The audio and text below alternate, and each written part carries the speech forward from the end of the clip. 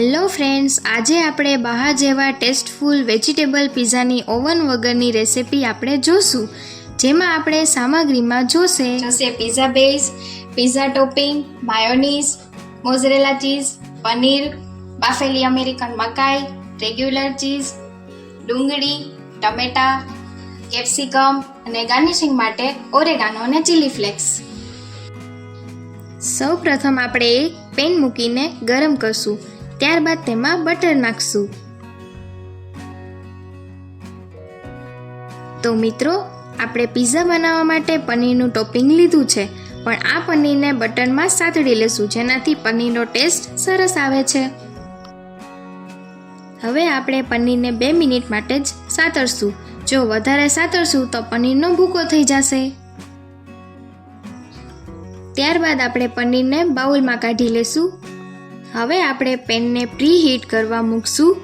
ત્યારબાદ તેમાં સ્ટેન્ડ મૂકીને ગોઠવશું. મિત્રો, સ્ટેન્ડ એટલા માટે મૂકશું કે આપણા પિઝા નીચેથી વધારે બળી ન જાય. ત્યાર પછી પેનને ઢાંકણ વડે ઢાંકી દેશું. પેન ગરમ થાય ત્યાં સુધીમાં આપણે પિઝા બેઝ ઉપર ટોપિંગ ગોઠવી દેશું. પછી આપણે પિઝા બેઝ ઉપર પિઝા ટોપિંગનો રેડીમેડ સોસ આવે તે લગાવશું. તેને ચમચીની મદદથી બધી સાઈડ ઉપર ફેલાવી દેશું, જેથી સોસ દરેક પીસમાં સરસ આવે.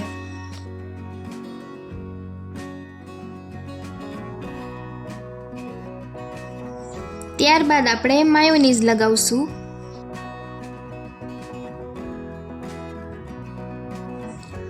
આ બંને સોસ લગાવ્યા પછી આપણે પિઝા બેઝ ઉપર મોઝરેલા ચીઝ નાખશું, જેથી કરીને આપણા વેજીટેબલ અને બેઝનું બોન્ડિંગ સરસ થઈ જાય અને પિઝા એકદમ ચીઝી બને. ત્યાર પછી આપણે રેગ્યુલર ચીઝ લાઇટ ખમણી લેશું.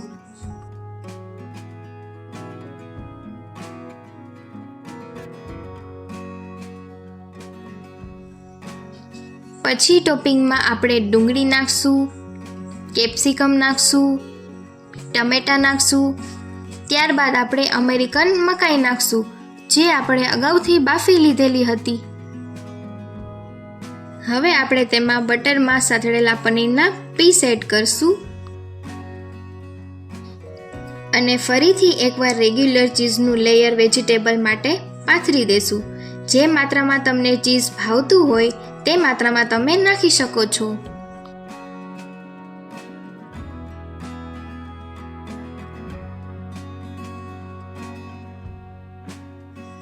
ત્યારબાદ આપણે થોડું ચીલી ફ્લેક્સ અને ઓરેગાનોથી ગાર્નિશિંગ કરીશું.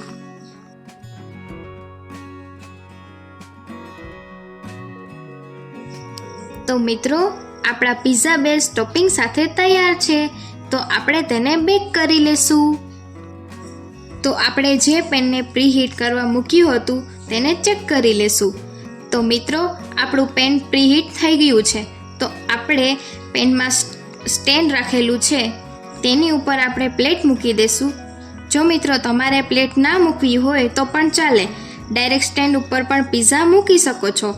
હવે આપણે ઢાંકણ ઢાંકી દેશું અને પિઝાનું ચીઝ મેલ્ટ થાય ત્યાં સુધી બેક કરશું. ત્યારબાદ આપણે ઢાંકણ ખોલીને ચેક કરી લેશું કે આપણા પિઝા બેક થઈ ગયા છે કે નહીં. તો આપણો પિઝા સરસ મજાનો બેક થઈ ગયો છે અને ચીઝ પણ મેલ્ટ થઈ ગયું છે. તો તેને આપણે સર્વિંગ પ્લેટમાં કાઢી લેશું.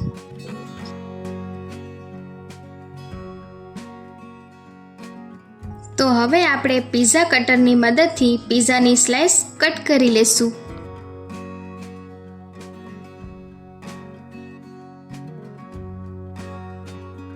તો ફ્રેન્ડ્સ, આપણો ક્રિસ્પી, ટેસ્ટી અને ચીઝી હોમમેડ વેજીટેબલ પિઝા તૈયાર છે. તો મિત્રો, આ પિઝા બનાવવા માટે ઓવન ન હોય તો તમે અમારી આ રીતથી ઘરે પિઝા બનાવી શકો છો. ઘરે બનાવેલા આ પિઝા બાળકો, વડીલો બધાને ખૂબ જ ભાવે છે. તો તમને અમારી રેસિપી ગમી હોય તો લાઈક કરો, શેર કરો અને સબસ્ક્રાઈબ કરો અને બેલ આઇકન દબાવવાનું ભૂલશો નહીં.